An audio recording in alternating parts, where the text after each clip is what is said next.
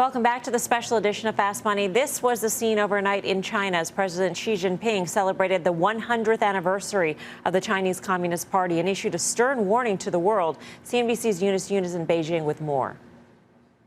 President Xi Jinping didn't mention the U.S. directly, but he said that China wouldn't accept sanctimonious preaching or bullying by any foreign force. He said anyone who attempts to do so will, quote, find themselves on a collision course with a great wall of steel forged by China's 1.4 billion people. President Xi's tough talk matched the show of force during the celebrations here for the Chinese Communist Party's 100th birthday. While China's own J-20 stealth fighters flew overhead, the president pledged to build up the military. He described the reunification of Taiwan as a historic mission, hailed a new world created by Chinese people, and promised to ensure stability in Hong Kong. Hong Kong was in lockdown today as it marked another event, the 24th anniversary of its return from British to Chinese rule. More media outlets there suspended operations out of fear after authorities forced the closure of pro-democracy paper, the Apple Daily. The paper's parent, Next Digital, shut down today. Eunice, thank you. Eunice Yoon in Beijing. Let's get more on the rising tensions out of China. Joining us now is CNBC contributor DeWardrick McNeil, senior policy analyst at Longview Global. He served in the Obama administration at the Defense Department, focusing on China's security relations with the U.S. DeWardrick, great to see you again. Great to see you also, Melissa. President Xi's words doesn't sound like somebody who wants to play in the sandbox with the U.S. and its allies. How would you interpret that rhetoric?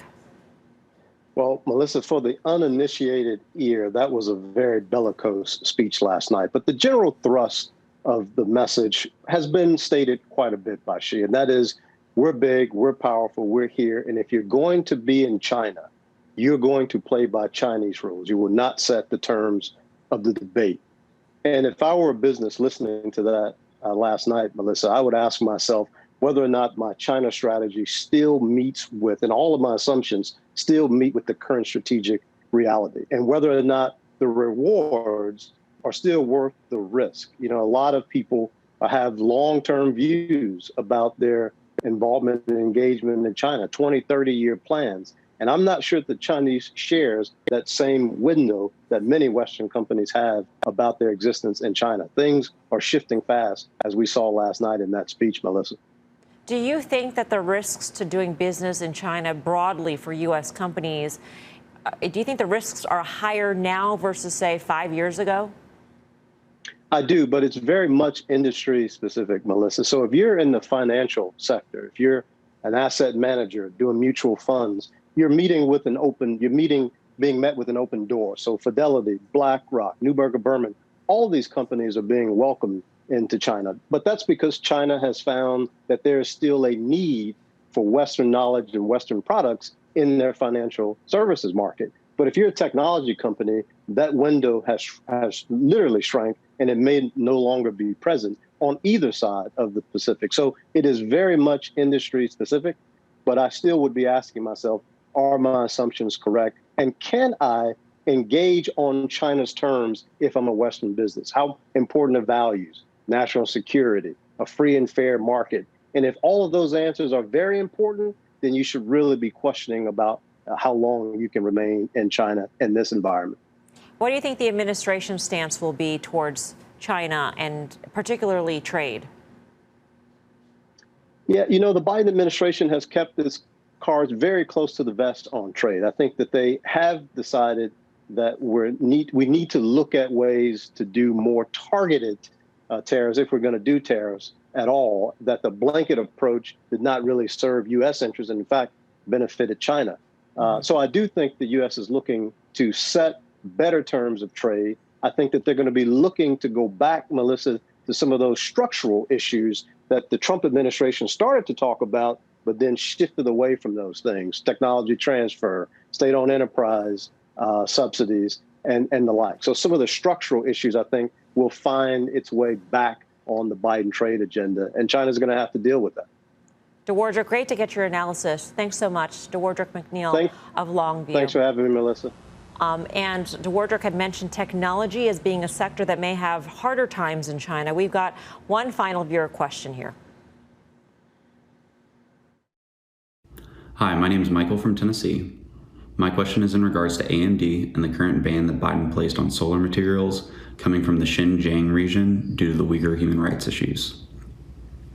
With this being where half of the global supply of polysilicon is produced, which is used to manufacture semiconductors as well as solar panels, do you see this as being something that will be able to correct quickly, or will this extend the global chip shortage?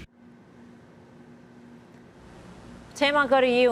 The question was very specific about materials sourced from Xinjiang, but more broadly, AMD and other chip companies may not have as a warm a welcome in China as they once had because of China's ambition to have its own chip sector.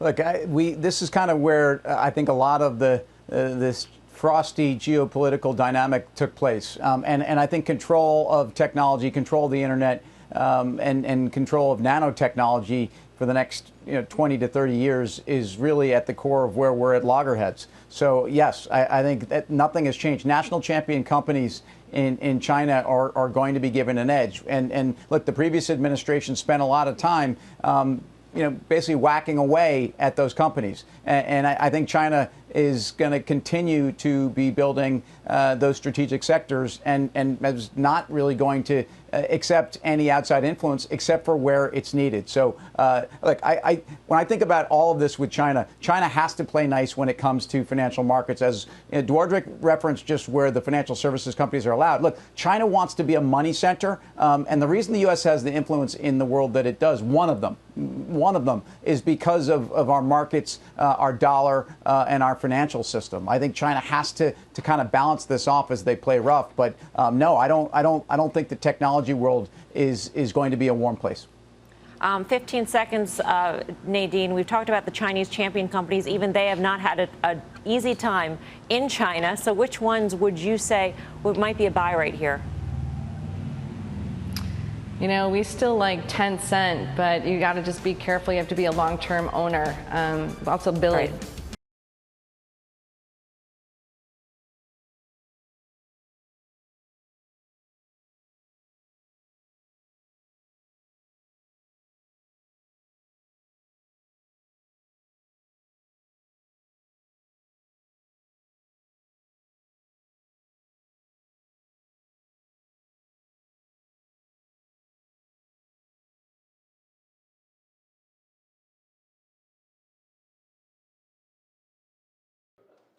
Shepard Smith here. Thanks for watching CNBC on YouTube.